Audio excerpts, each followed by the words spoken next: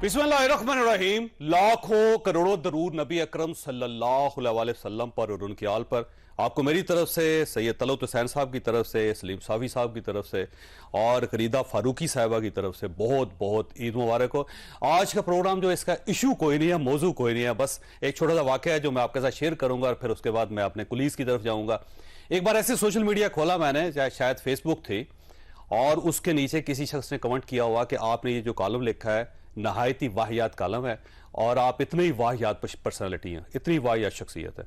तो मैंने उनको जवाब दिया कि भाई साहब ये कॉलम तो मेरा है ही नहीं और ना मैंने ये लिखा है। तो उसका कहने का मतलब ये था, नीचे जो उसने एक और जो तासर किया उसने कहा जी इसके बावजूद आप वही हैं जो मैंने पहले आपको कहा। तो मसला ये है कि सोशल मीडिया के अंदर लोगों ने पहले से ओपिनियन बनाया होता है शाह साहब, और वो उसके बावजूद जो आपका जुर्म होता है, जो आपका गुनाह होता है, अगर उसको साइड पे कर भी दिया जाए तो तब भी वो यही कहते हैं कि नहीं आप ऐसे ही हैं। ये जो ऐसे ही है इस सोसाइटी के अंदर जो बढ़ता चला जा रहा है, अल्टीमेटली इसका नुकसान है या फायदा है? शाह साहब ये फरमाइएगा, आप जब ट्रोलिंग होती है, आप मेरा ख्याल है पाइनियर हैं आप इस काम में, इस मामले में, और सलीम साफी साहब और फरीदा फारूकी साहब आजकल, तो कैसा फील होता है? देखिए मैं तो बहुत शुक्रिया आपने इनवाइट किया, और इसका भी शुक्रिया कि कितना आपने ऑनेस्टली जो है उसको प्रोग्राम का आगाज किया। अमूमन लोग अपने बारे में ना इस तरह की बातें करते नहीं, लेकिन ये करनी चाहिए ताकि लोगों को पता चले कि आप डील कैसे करते हैं। तो मैंने तो एक और प्रोग्राम में भी कहा था कि मैं तो देखता ही नहीं हूँ ट्रोलिंग को, तो जितने भी ट्रोल्स हैं वो मैं कहता हूँ कि और जोर लगाएं, क्योंकि उसका नाम मैं उसको देखता हूँ, नाम मैं उसके ऊपर रद्दमल देता हूँ, तो मेरी एनर्जी जो है। आपने कल बताया था हमें कि कितना ब्लॉक मारते हैं आप जी, जो ब्लॉकेज का परसेंटेज है ना वो हैरान कुन है। मैं आपको दिखा सकता हूं कि तकरीबन 12,000 लोग तो मेरे ब्लॉक किए अल्हम्दुलिल्लाह। रोजाना 70 के करीब लोग जो है ब्लॉक होते हैं, और वो मैं खुद नहीं करता, और अच्छा, बगैर देखे हुए नहीं, वो टीम मेरी करती है। अच्छा, सो आप जो ख्यालात लोगों के कहते हैं, वो कहते हैं हिलिया नहीं तो दलिया नहीं, मतलब ये कि अगर आप मूव करेंगे तो यूल बी स्मैक्ड। इतनी सी भी टॉलरेंस नहीं है। इफ यू मेस अराउंड, ये हाइड पार्क नहीं है, ये हमारी ट्विटर स्पेस है, ये हमारा इंस्टाग्राम है। अगर आप मैस अराउंड करेंगे तो you will be block. Basically आपका अकाउंट आपका घर है ना जी, और किसी शख्स में हक नहीं है इसको कि वो आपके घर के अंदर दाखिल हो गया। उनका ख्याल है कि वो बड़ा परेशान करते हैं, तो ये को सुनेगा तो परेशान होएगा, तो मैं तो सुनता ही नहीं जी, सीधी सी बात है, मेरा तो ये तरीका कार। अच्छा, आप सलीम साफी साहब ऐसे क्या करते हैं? मेरी तरह ही करते होंगे, सारे बर्दाश्त ही करते होंगे? नहीं, बर्दाश्त की ज़हमत भी गवारा नहीं करती है। मैं तो असल में बहुत गुनाहगार हूँ, लेकिन अल्लाह ने इस एक गुनाह से मुझे बचा के रखा कि जब से उन्होंने पार्टी बनाई है तो मैंने कभी एक दिन भी इमरान खान को सपोर्ट करने का गुनाह नहीं किया। तो आपको सिर्फ इमरान खान साहब की तरफ से गालियां पड़ती?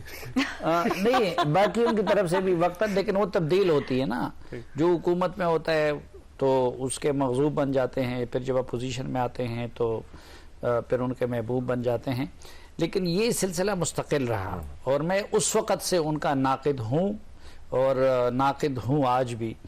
तो मेरे ख्याल में जब उन्होंने ये तबाज़माई शुरू की तो सबसे पहले मेरे बारे में शुरू की, लेकिन मेरा भी मामला यही है, एक तो मैं सोशल मीडिया और इन टेक्निकल चीज़ों को बहुत समझता नहीं हूँ, मेरी भी टीम देखती है और मैं उनका मशकूर भी हूँ।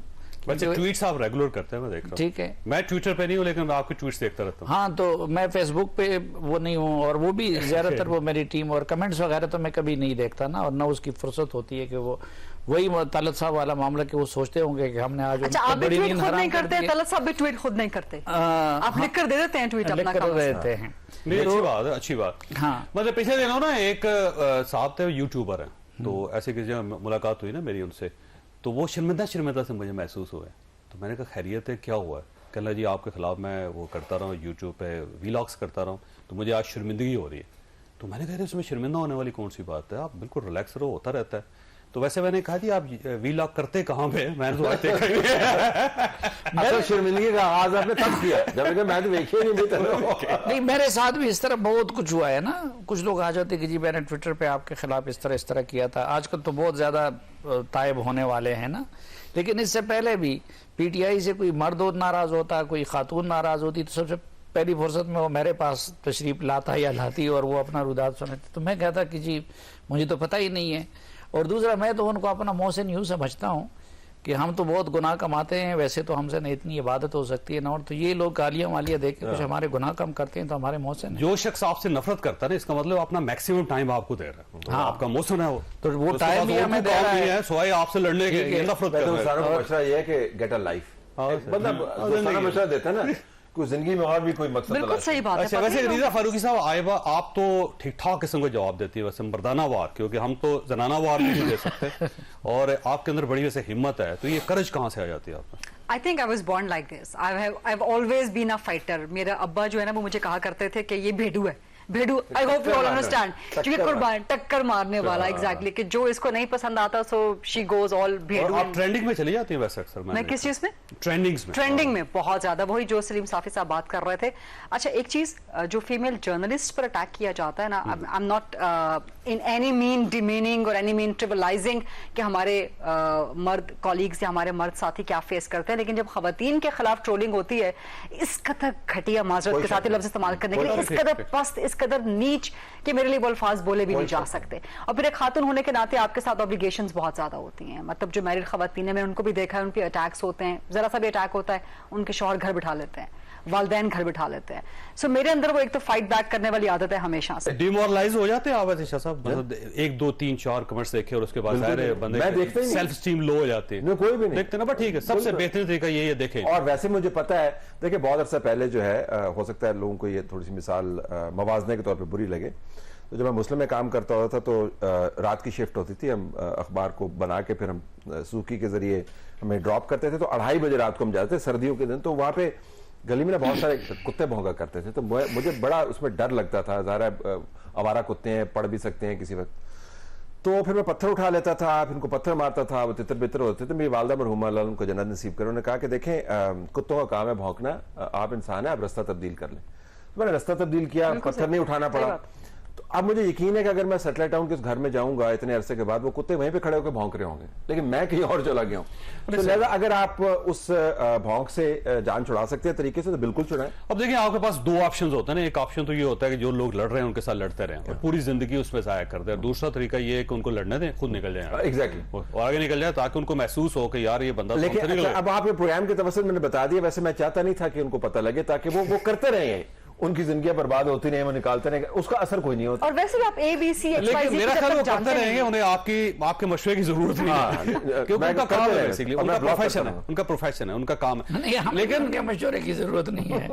अगर आपने इस पूरे अरसे में कोई हमारे रवैये में, हमारे लिखने में, हमारे उसमें मुख्तलिफ मरहले आए, ट्रोलिंग के भी, हुकूमत के भी, अपोजिशन के भी, अगर इनके या मेरे उस लाइन में कोई फर्क देखा हो, तो फिर इसका मतलब है कि हमने उनका असर लिया होगा।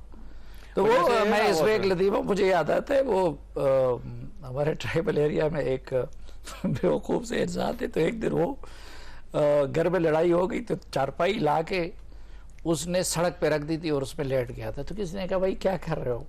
उन्होंने कहा कि मैं अपने घर वालों को तकलीफ दे रहा हूँ।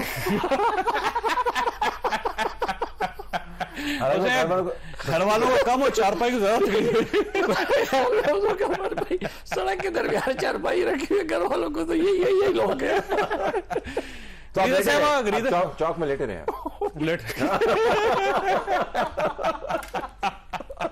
वैसे गरीजा साहब, आपको सहाफी बनने के बाद महसूस नहीं हुआ कि आपने गलत प्रोफेशन चूज किया? बिल्कुल भी नहीं, क्वाइट एक्सीडेंटली, बिल्कुल हादसाती तौर पे इस प्रोफेशन में आई, कोई इरादा नहीं था किसी भी सूरत। लेकिन जब आ गई जावेद साहब, उसके बाद आप जैसे तमाम सीनियर्स को पढ़ा। वैसे मैंने आपका कॉलम आज भी पढ़ा है। आपने जिस इंट्रो से स्टार्ट किया था, जिस इंट्रो से आपने स्टार्ट किया था ना, तो मुझे वो याद आ गया कि मैंने भी आपका कॉलम आज पढ़ा है। आपकी बड़ी मेहरबानी। लेकिन मेरी राय आपके बारे में बहुत अच्छी है। अच्छा जी, वैसे तो मैं कोशिश करता हूँ कि आपके बारे में मेरी राय अच्छी हो। ब्रेक के बाद दोबारा हाजिर होते हैं। प्रोग्राम में दोबारा खुश आमदीद। गरीजा साहिबा, मैं आपकी बहुत ज़्यादा रिस्पेक्ट करता हूँ ऑनेस्टली, क्योंकि उसकी वजह यह है कि जिस सोसाइटी में हम हैं, यहाँ पे किसी खातून का काम करना एक इंतहाई मुश्किल काम है, और उसके बाद जर्नलिज्म जैसे काम में फील्ड में आना उससे ज़्यादा मुश्किल है, और फिर इतनी अरसा मीडिया के अंदर सस्टेन करना टेलीविज़न के ऊपर, और फिर इतनी ट्रोलिंग के बावजूद, और आपके खिलाफ जब ट्रेंड्स भी बन रहे हो, तो मैं ऑनेस्टली आपको वाकई दाद देता हूँ। और इसके लिए बड़े मजबूत नर्व्स चाहिए होते हैं, ये कमज़ोर नर्व्स के लोगों का काम नहीं है। और मैंने बेशुमार लोगों को यहाँ देखा है कि थोड़ी सी अपोजिशन के बाद वो उनका मेंटल बैलेंस जो वो ख़राब हो जाता है, लेकिन आपका माशाल्लाह वो है, और ये चीज बड़ी अच्छी बात है। मेरा ख्याल है कि और इसके लिए मैं आप जैसे तमाम सीनियर्स साहब ने हमेशा बहुत सपोर्ट किया है, सलीम साफी साहब ने बहुत सपोर्ट किया, मैंने अपने जिस भी सीनियर से जब भी सपोर्ट मांगी है, हर एक ने हमेशा बहुत वैसे तो हम आपके सीनियर नहीं हैं, आप इतना आप हमारे साथ इतनी ज्यादती ना करें, आप जावेद साहब, इतनी ज्यादती ना अब आप करें। defensive हो वो गए। मुश्किल ये है कि 6 महीने आप मुझसे बड़ी होंगी। जावेद साहब आईडी कार्ड निकालें, जावेद साहब आईडी कार्ड निकालें, ऐसा नहीं हो सकता। ये नहीं, ID कार्ड निकालें। आपके राज नहीं मैं खोलना चाहता। जावेद साहब बेडू को छेड़ दिया। जावेद साहब का आईडी कार्ड उसने टक्कर मार रही है। अभी आईडी कार्ड निकालें जावेद साहब। वैसे एक बात यह है कि गरीदा फारूकी हो या जो पाकिस्तानी मीडिया के अंदर जितनी खवातीन है और इतनी सख्त अपोजिशन के बावजूद जो है ये वाकई काम कर रही है और पाकिस्तान जैसी सोसाइटी के अंदर मेरा ख्याल आइकान है, इन सबको सलूट पेश करना चाहिए। यकीनन आपने दुरुस्त कहा। और जो फीमेल रिपोर्टर्स हैं वो जो फील्ड में मुसलसल जाती हैं, जो खसूसी हरासमेंट है जो टारगेटेड है वो अपनी जगह पर, लेकिन जो अमूमी हरासमेंट है, जो वर्क एनवायरनमेंट है वो इतना बुरा है खवातीन के काम करने Toxic के है, लिए, बहुत toxic। सही बात। बहुत ज्यादा। और वो रोजाना काम करते तो उनको भी सलाम है। लेकिन आपने अब you are be just being nice and be you return the compliment कि हमारी सपोर्ट चाहिए, लेकिन हमारी सपोर्ट तो मौजूद है, लेकिन असल में आपको पता है कि आपकी लड़ाई क्या है बिल्कुल सही। और वो आपने खुद ही लड़नी होती है। और आपको सपोर्ट की जरूरत भी नहीं है वैसे। You have been fighting it out, so hats off to you. Thank you so और उनको हम ये मशवरा देंगे कि आप चौक में बैठे रहें। इनको वो जो ट्रोलिंग करते हैं बार बार रिमाइंडर, देखिए आप आपने अलार्म लगा दिया है, हमारा अलार्म लगा दिया, चौक में बैठे। अच्छा अभी तो शुक्र है कि जब से वो मामला हुआ है उसके बाद से चीजें वगैरह सब सुकून में आ गई हैं, वो गालियां नहीं पड़ रही हैं सोशल मीडिया पे। वो मेरे एक दोस्त थे, उनको किसी जावेद दहशतगर्द, साहब नहीं, आप एग्री नहीं करते इस चीज मैं से? एग्री करता हूँ वैसे आप। लेकिन काफी क्लेंजिंग हो गई मेरे है। जो दोस्त थे ना, उनको दहशतगर्द तंजीम की तरफ से एक आगी धमकी, तो उन्होंने पुलिस वाले से रब्ता किया। उन्होंने कहा जी कि ये मुझे बताया मेरा नाम है या नहीं उनकी लिस्ट में। तो उन्होंने कहा जी कि अच्छी खबर भी है और बुरी खबर भी है। तो बुरी खबर पहले मैं आपको सुना देता हूँ। ये बुरी खबर क्या है? उसने कहा जी बुरी खबर ये कि आपका नाम है। कहते यार इसके बाद अच्छी खबर क्या होगी? कहता अच्छी खबर ये कि उनकी लिस्ट इतनी तवील है, आपकी बारी नहीं कि है। आपकी बारी जो है 5 साल में गालियों की फहरिस्त की तरजीहात तब्दील हो गई हैं। अब हमारी तरफ नहीं आते हैं, आपको पता है किस तरफ जाते हैं? अब गालियां देते हैं किसी और तरफ, किसी और देते हैं, तरफ जाते हैं। फिर उसको जवाब वैसे देते हैं। वो तो karma है ना, वो तो karma सोशल है ना, मीडिया वो पे तो- ना that is एक karma। ये कि वो बाहर जो बैठे हुए हैं वही करते, वो अंदर वाले जो है इतने डर गए हैं कि वो बाहर वाले भी डरे हुए हैं। हाँ? वो बाहर वाले भी डरे हुए हैं, क्योंकि बाहर जब केस होने शुरू हो गए हैं और कोई 41 लोगों की लिस्ट देखिए बनी है, ये उनको बाहर से मैं बुलवाया जा रहा है। पहले दिन से वो जिस दिन आपको याद होगा कि लाहौर के जलसे में सना मिर्जा के साथ उन्होंने बदतमीजी की थी और बोतलों वगैरह से उनको मारा था। और अब पहली बात तो ये है ना कि हुजूम और एक फर्द, ये तो कोई मुकाबला नहीं होता ना। हुजूम तो अगर इधर हम 3 बंदे भी हो और उधर से हजूम आ जाए तो हजूम की तो ना मेंटलिटी होती है, ये कोई बहादुरी तो नहीं होती ना। बहादुरी तो तब होती है कि भाई वो भी अकेला है और आप भी अकेले हैं और उधर आके वो कोई इकदाम करें। दूसरा, फिर ये बेगैरती की इंतहा है। गाली देना बजाते खुद ये बेगैरत होने की निशानी होती है। जो गैरतमंद आदमी होते हैं वो गोली चला सकता है और गोली खा सकता है, लेकिन वो न गाली देता है और ये उसकी आदत नहीं होती।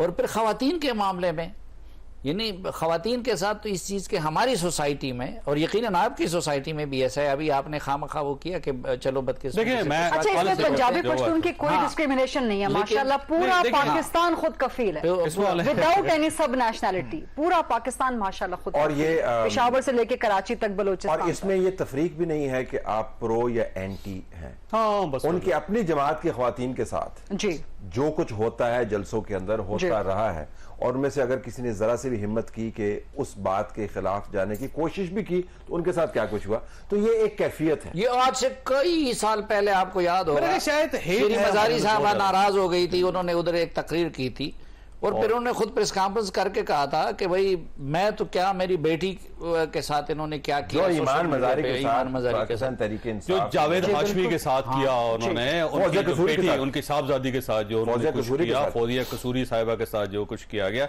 और आपने आज अगर अपने पंजाबियों का आज अगर बेगम उनका साथ छोड़ जाए तो जो बेगम के साथ आपने होगा। अपने पंजाबियों का एतराफ किया, तो आज मैं भी आपको अपने पख्तूनों के बारे में एक, ये इनकी बात ठीक है कि ये चीज़ें किसी कौमियत तक ख़ास नहीं है, ठीक है। बहादुर तरीन लोग वो किसी भी कौमियत में हो सकते हैं, बुज़दिल तरीन लोग किसी भी कौमियत में हो दुरुस्त सकते बात हैं, है। बाहया लोग किसी भी कौमियत में हो सकते हैं। मसलन ये मैं आप पख्तूनों में एक चीज़ है कि वो इंतहा पसंद है, वो बेगैरत हो जाए तो भी इंतहा के दर्जे तक होता है, वो गैरतमंद हो जाए तो भी इंतहा की हद तक हो जाए। अच्छा, अब मैं इसको तो खैर गैरत बेगैरती के ज़मरे में उससे ना मिलाया जाए, लेकिन मुझे एक दिन एक दो पंजाबी वजीरों ने कहा, इमरान खान साहब की काबीना ने, उन्होंने कहा यार हम तो आप लोगों को बड़ा वो समझते थे, हमारा तो पुख्तूनों के बारे में सारा तस्वर जो था वो बिगड़ गया। मैंने कहा क्यों? कहते हम पूरी रात मेहनत कर लेते हैं, इमरान खान साहब की खुशामद के फ़िक्रे तैयार कर लेते हैं। कहते वो तुम्हारे पख्तून वजीर काबीना में हमें मौका ही नहीं देते। माशाल्लाह, देखे ना अच्छी बात है। लेकिन आज से आप अपने सूबे को पसमाना कहना बंद कर रखा क्योंकि कोई एक सनत है, कोई एक फील्ड है जिसमें बहुत तरक्की याफ्ता है। हम ये समझते थे ये हमारा ही कमाल है।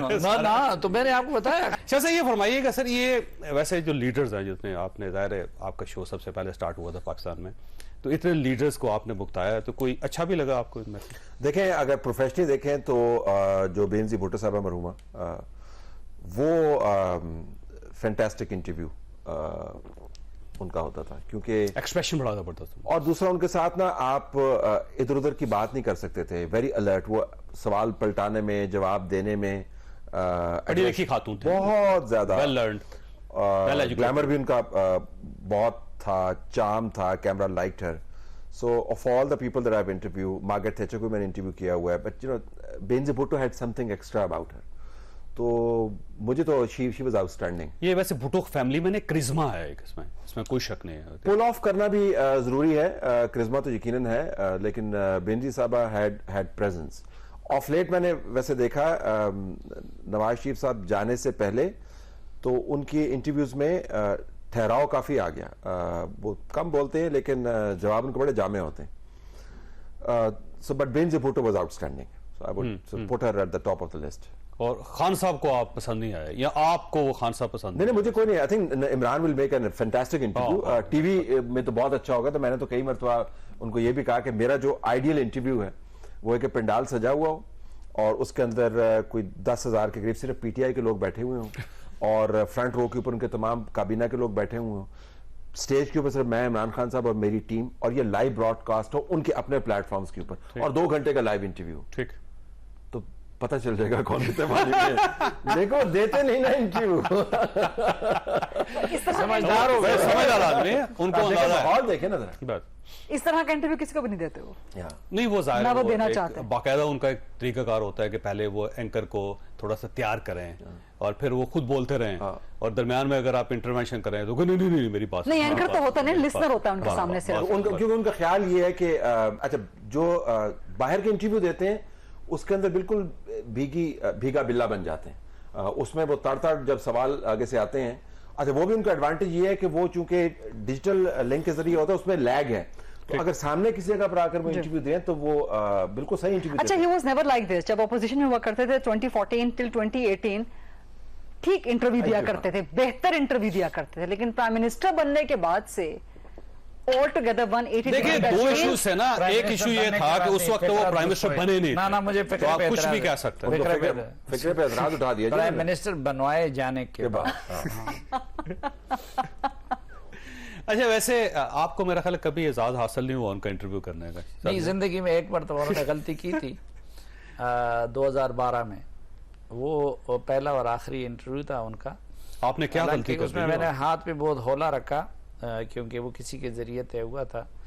उसके बाद फिर ये तो जो मुख्तलिफ लोग हमें साथ बिठाने की कोशिश करते थे, कई नाम थे, कई कोशिशें हुई, तो मैं उनको यही कहता था कि यार मैं उनके साथ वैसे जाके क्यों बैठूं, क्योंकि हमारी रवायत ये कि जिसके घर आप जाएं या जिनके साथ चाय पानी पी ले तो फिर तबसरा करते वक्त आपकी आंखों में हया आती है।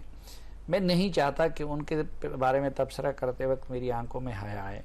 हाँ, वो इंटरव्यू दे, मैं जर्नलिस्ट हूँ, वो सियासतदान है, आप लोगों की ज़रूरत भी नहीं है, मैं खुद चला जाऊँगा। और जिस तरह तलत साहब कह रहे हैं, तो मैंने मुख्तलिफ उनको ऑफर किए कि भाई इस तरीके से, जिस तरीके से आप चाहते हैं, लेकिन कोशिश की। हाँ, लेकिन उन्होंने ये वो नहीं किया। छोटी सी ब्रेक हो, ब्रेक के बाद दोबारा आ जाए। प्रोग्राम में दोबारा खुश आमदीद। गरीदा फारूकी साहिबा, ये बताइएगा, आप तो ज़ाहिर हमसे जूनियर हैं, इसमें कोई शक नहीं, तो आप फरमाइएगा कि आपका जो जितना आपका टेन्योर है जर्नलिज्म का, इस मामले में तो सबसे खौफनाक जो दौर था कौन सा? मैंने 2002 में जर्नलिज्म स्टार्ट की थी, जनरल मुशर्रफ के साथ मैंने काम भी किया, ISPR में काम भी किया मैंने उनके साथ। उस दौर को बतौर सहाफ़ी समझा जाता था जब तक हमने 2018 ऑनवर्ड्स का दौर नहीं देखा था, खासतौर पे एंड ऑफ जनरल मुशर्रफ का दौर। जितनी कदगनें लगी, तलत हुसैन साहब उसका शिकार हुए, हामिद मीर साहब उसका शिकार हुए, बाकी लोग उसका शिकार हुए। लेकिन 2018 ऑनवर्ड्स तो बिल्कुल एक अजीब व गरीब किस्म की, एक अजीब घुटन थी, एक अजीब किस्म का कहना चाहिए कि इतना जुल्म सितम था कि मुझे याद है कि मुशर्रफ के दौर में फिर भी आप बात कर लिया करते थे, तलत साहब प्रोग्राम कर लिया करते थे बाहर सड़क पे बैठ के, वो सड़क पे चारपाई डालने वाला बात नहीं, लेकिन प्रोग्राम सड़क पे जाके हामिद मीर साहब कर रहे थे, बाकी हमारे कॉलीग्स जितनी वगैरह कर डिक्टेटरशिप रहे रही थे। है ना पाकिस्तान में, और वहां पे मीडिया के लिए थोड़ी थोड़ी स्पेस उसमें क्रिएट होती रही, डिक्टेटर ज्यादा स्पेस देता रहा, क्योंकि आपको पता है कि आप किसके साथ डील कर रहे हैं, उन्होंने लबादा नहीं ओढ़ा हुआ। नहीं, यहाँ पर भी खैर आपको पता था कि ये एक, जब हम इसको हाइब्रिड डेमोक्रेसी कहते थे, हाइब्रिड रेजीम कहते थे, तो मतलब ये होता था कि पीछे इसके जनरल बाजवा हैं, जनरल फैजिस के पीछे हैं, बट बहुत अजीब व गरीब का बहुत पाबंदी थी। मालिकान तक के जो है ना वो गले घोंटे गए थे सरासर से एक ट्वीट पे। मुझे याद है कि मेरी एक ट्वीट पे सो मच हो कि मेरे कॉलम्स पे जो कि एक एंटायरली डिफरेंट एंटिटी के लिए था। इसमें बुनियादी फर्क था कि उस वक्त दिफा करने के लिए उन इकदामात के मेजर जनरल शौकत सुल्तान या वो आते थे, इधर अहमद फराज का बेटा आता था। बाप का बोझ बेटे पर डालना नहीं चाहिए। बहुत से बापों की, बड़े अजीम बापों की औलादें बड़ी नाहिंजार देखी हैं, सबने देखी हैं, तारीख ने देखी हैं। सो इसका ये मेरा ख्याल है कि बाप का बोझ के अहमद फराज का बेटा है। अपने वालिद साहब के अशार वो बहुत अच्छे पढ़ दिया करते थे सेनेट में। अब अहमद फराज जेल जाने के लिए बहाना ढूंढते थे, जैसे जो अपना शौक हो वो खुद चला जाए। नहीं, जो बाकी लोग जेल चले गए हैं, जो उन्होंने कौन सा पहाड़ तोड़ लिया लेकिन तवक्को ये थी कि लेकिन आप उस रेजीम के ऊपर जिसका भी चेहरा लगाते उसका चेहरा बिगड़ना ही था। उस रिजीम की नौयत ही ऐसी थी। वो इमरान खान साहब के चीफ ऑफ स्टाफ है, वो इमरान खान साहब लेकिन सारे का सारा इल्जाम मेरे ख्याल है कि जनरल बाजवा या जनरल फैज पे लगा देना भी, ये पूरी ट्राइका थी। जनरल बाजवा, जनरल फैज, उनका देखें वो तो किसी इनमें से एक को आप जब कुछ एक्सक्लूड बहुत नहीं कर बुरा सकते। होता है ना सर, जब वक्त बुरा होता है तो उसमें हम ये नहीं कह सकते ये शख्सियत बेहतर थी, ये गलत थी, वो थी। वो पूरा एक अद्वार ही ऐसा होते हैं जिसके अंदर हर चीज खराब हो जाती है। और वो एक था वक्त ऐसा। और मेरे नजदीक जनरल बाजवा ज्यादा रगड़े गए, ज्यादा रिस्पॉन्सिबल शायद इस ट्रायंगल के बाकी दो एंगल्स हो। बसद एहतराम मैं कहूंगा कम रगड़े गए। मेरा ख्याल है कि ज्यादा रगड़े गए, ज्यादा रगड़े गए। उनकी आदत थी वो खुले डुले से बंधे थे। इस किस्म का खुला डुला आर्मी चीफ इससे पहले, उनसे पहले कम अज कम, या जनरल मुशर्रफ के बाद में आप जरा फराखदिल हो रही हैं। वैसे वो उनका कोई रिडीमिंग। चलो ये फरमाइएगा, आपने बहुत सारे अदवार देखे सियासी तौर पे, सबसे बुरा दौर कौन सा था? अब ये ना हो कि मैं आज बैठ के मुवाजना करूं तो कल से अगले बुरे दौर का आगाज हो जाए तो हमें पता नहीं चलता ना। पाकिस्तान में हम समझते हैं कि पिछला दौर बड़ा बुरा था, फिर एक और आता है, फिर एक और आता है। गैर यकीनी के एतबार से मेरे ख्याल में पिछले जो 2.5-3 साल गुजरे हैं वो बदतरीन था। प्रेस फ्रीडम के हवाले से अगर आप देख लें, मईशत के हवाले से देख रहे हैं आप, ये वाला दौर मिला के ये जो है जी बिल्कुल एक्सटेंशन है। So in a way there is no cut off point जिसके ऊपर आप कहें। लेकिन 2018 से इसका आगाज हुआ। अभी थॉट के शायद पहले जो है उनको कोई 6 महीने 8 महीने हनीमून पीरियड मिल जाए, लेकिन उसके बाद डिटीरियरेशन है, बड़ा लंबा हनीमून। जी बिल्कुल। इस वक्त जहां पे हम खड़े हैं, मेरे ख्याल में ये बहुत ही एक निचले दर्जे का नुक्ता है हम सब के लिए। सहाफत की कदगने हो, टूट फूट हो, गैर यकीनी की कैफियत हो। मैं महंगाई की और कर्जों की उसकी बात नहीं कर रहा, वो अपनी जगह पर मौजूद है। Just uncertainty that grips this country, ऐसी गैर यकीनी जो है ना हमने पहले कभी नहीं देखी। और जो गालम गलोच का आपने जिक्र किया, ये पहली मरतबा है पाकिस्तान की तारीख में कि हर इदारे के अंदर लड़ाई है, जो बड़े इदारे, और पूरे पाकिस्तान में कोई मौजूद शख्स नहीं बचा अभी। आप कम से कम दूसरों की नजर में नहीं, दूसरों की नजर में अगर है भी तो दूसरों की नजर में नहीं है। सो अक्रॉस द बोर्ड आपको एक इंस्टीट्यूशनल फाइट नजर आती है। फिर ट्रस्ट का एलिमेंट बिल्कुल नहीं है, फिर आप डिबेट नहीं कर सकते, कोई मिडिल ग्राउंड आपने नहीं छोड़ा।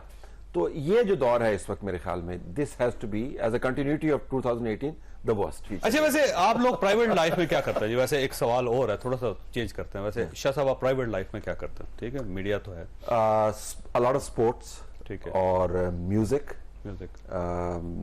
और उसके बाद बस घर में बैठना, बस यही है। ट्रैवल में पहले करता था, लेकिन अब काफी सालों से नहीं किया। लेकिन अ लॉट ऑफ स्पोर्ट्स।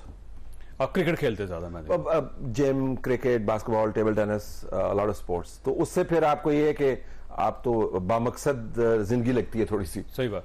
मैं बल्कि आपका वीलॉग देखा कि आपने अपनी छत के ऊपर जिम बनाया हुआ, टॉप पे। जी, वहाँ पे जिम बनाया हुआ। बड़ी अच्छी बात है वैसे तो। और आपका ख्याल ये है कि वो एक्टिविटी ज्यादा बेहतर है? ज्यादा बेहतर है। और उसके अलावा देखें, आपने जिस सिस्टम के साथ जिंदगी गुजारी, यानी बॉडी का सिस्टम, उसके ऊपर तो आप तवज्जो ना दें तो गाड़ियों को हम पॉलिश मारते रहते हैं, उनका इंजन ठीक रखते हैं। क्रिकेट भी ज्यादा खेलते हैं। ये शुक्र है कप्तान बन के वर्ल्ड कप नहीं जीता, वरना आप ये भी हो सकता। नहीं, मैं तो क्रिकेट जीत हार के लिए, बस खेलने के लिए खेलते हैं, खेलने के लिए खेलते हैं। और ये कहते हैं ना, उसका बाइबल का फिक्र है, your body is your temple. जी बिल्कुल। कि अगर आप अपने जिस्म को टेम्पल नहीं समझते, उसकी केयर नहीं करते, तो फिर कोई जिंदगी नहीं है। बिल्कुल सही कहा। अच्छा, आप साफी साहब, वैसे आपके आम मशागल क्या है मीडिया के अलावा? यार मैं तो ये आपको पता है, इस कभी कभी आप लोगों से मशवरे भी लेता हूँ। मैं बहुत इस मामले में, उसको क्या कहते हैं, सुस्त आदमी हूँ ना, कोई प्रॉपर एक्सरसाइज कर सकता हूँ। आप लोगों पे रश्क आता है बहुत ज्यादा। मैं कहता हूँ कहीं हसद में ना बदल जाए। और हसद करना है तो इनसे। चौधरी साहब जो है 2.5 घंटे वॉक करते हैं। हाँ, what he is not telling the viewers. हाँ, आप बताएं ना, आप कितना जिम करते हैं? मैं एक्सरसाइज भी करता हूँ, 1.5 घंटे रोजाना एक्सरसाइज करता हूँ और 1 घंटा वॉक करता हूँ। 2.5 घंटे तो हो इनका गए। तो बड़ा अनबिलीवेबल है, क्योंकि लेकिन मैं 77 स्कोर नहीं कर सकता आपकी तरह। शुगर के साथ इन्होंने जिस तरह अपने आप को मेंटेन रखे, अल्लाह इनको सलामत रखे। तो मैं इस मामले में बहुत बेकार हूँ। और डेरे वाले हैं ना, इनकी जो है ना, ये डेरे वाले, इनकी दोस्ती यारी बहुत है। और इससे अच्छा यारबाश आदमी जो है ना, बहुत कम हमने देखे। और मुश्किल वक्त में ये मुश्किल चलने वाला। मुश्किल वक्त में। और ये मैं आपको बता दूं, कोई शक। देयर वर 2 पीपल, जब nobody was in contact with me, जिन्होंने मेरे साथ राब्ता रखा, साफी साहब और जावेद साहब। जावेद साहब कभी नहीं बताएंगे, ना ही साफी साहब बताएंगे, मुसलसल राब्ते में थे। देखिए, हम आपके फैन हैं शाह साहब, और आपसे सीखा बहुत ज्यादा है। और दूसरा ये है कि मेरा जाती ख्याल ये है कि आप एक ऐसे इंसान है जो हर दौर में अपनी गुंजाइश निकाल लेता है, पूरे से पूरे वक्त में भी। आपके बगैर मीडिया का मजा भी नहीं आ रहा था। नहीं, ऑनेस्टली ये दोनों जो है ना, तो मुझे तो कोई इसमें मानने में कबाहत नहीं है कि बहुत कम लोग जो है मुश्किल वक्त में, देर तो यार बात है। तो इनका डेरा आबाद है, तो इनको क्या वॉक करने की जरूरत है? मेरा ज्यादातर वक्त यही यार दोस्तों के साथ गपशप में, कभी कभार हल्की फुल्की कोई गजल की महफिल दोस्त इकट्ठे करके, वही स्कूल कॉलेज के दिनों के। यानी म्यूजिक का शौक है? हाँ, म्यूजिक का शौक है। बहुत अच्छा। अब आप गरीदा की तरफ से गरीदा आपको हैरान करेंगे, क्योंकि इन्होंने कल हमें कुछ मालूमात बताई है अपने एक्सरसाइज के बारे में। हमने आपको आपसे मुकाबले में वैसे करती एक्सरसाइज करती है, योगा करती है, exercise. I am a fitness freak, resistance training, strength training, दूसरे के आगे टक्कर मारी है, कोई रेजिस्टेंस, स्ट्रेचिंग करते हैं। स्ट्रेचिंग ऑफ कोर्स, स्ट्रेचिंग करते हैं। स्ट्रेचिंग के बगैर तो वेट लिफ्ट करती हूँ, strength training is lifting of the weights, तो वो करती हूँ। मेरा भी 2 घंटे का रोजाना, जब तक वो जिम ना कर लूं, मेरी जिंदगी, मेरा दिन शुरू नहीं होता। और इसके अलावा कोई किताबें पढ़ने का शौक हो? किताबें पढ़ने का शौक, अच्छा खासा शौक है, जबरदस्त किस्म के, जिस किस्म का जो भी कर रहा हूँ। कभी नॉवल पढ़ना, उर्दू लिटरेचर का बहुत शौक है। उर्दू लिटरेचर अच्छा खासा पढ़ लिया था, कम से कम मेरे मुताबिक कि इतना मैंने पढ़ लिया था। आजकल मैं पढ़ रही हूँ एक येलो फेस, एक बुक है, अभी रिसेंटली आई है।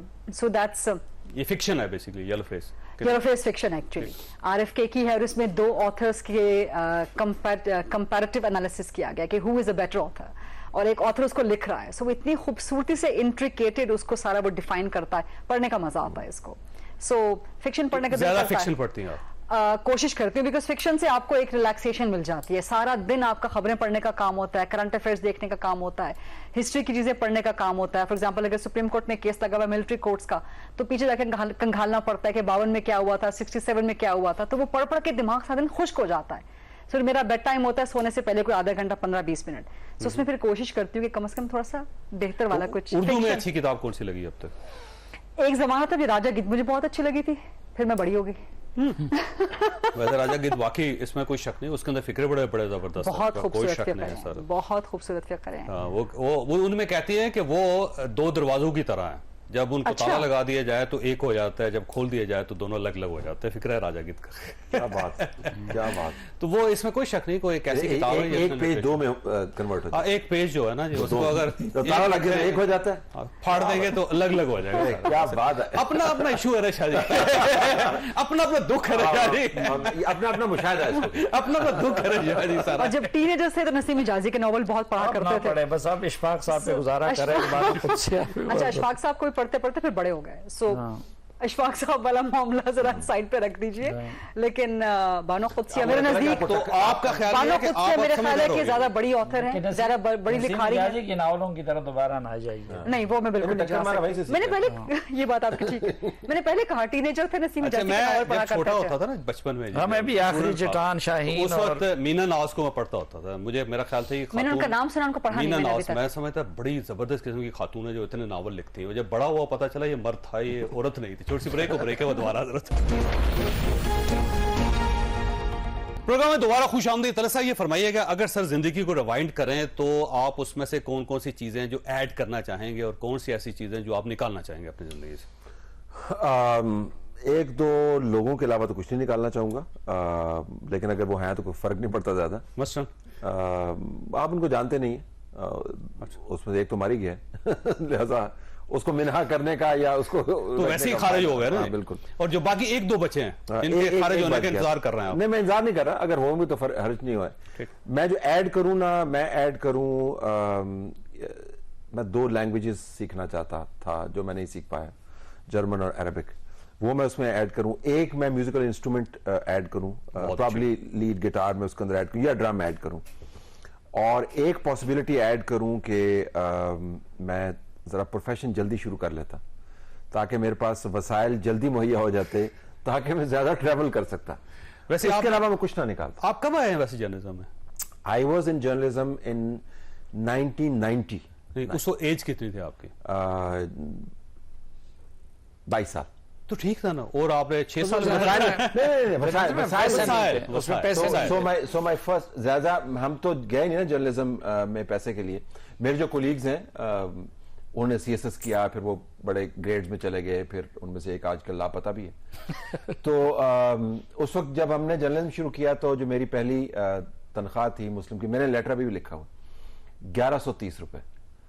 और जो पीएन की तनख्वाह थी वो 1700 रुपए थी। मेरे पास मास्टर्स की ए ग्रेड के साथ डिग्री थी, तो पैसा तो बिल्कुल नहीं था। पहले 10 साल जर्नलिज्म में 2001 तक कोई पैसा नहीं था। वैसे मैंने आपसे ज्यादा पैसे कमाए। आपने 1100 रुपए पे स्टार्ट किया, मैंने 1400 रुपए पे स्टार्ट किया। शाहजी 300 रुपए ज्यादा थे। I used to make lot of difference. 300 rupees अगर एक्स्ट्रा आपको मिल जाए, देखिए 250 रुपए पे तो हमने यूनिवर्सिटी के अंदर वजीफा लेके बड़ा कमाल करते थे, 250 रुपए महीने का। सही बात।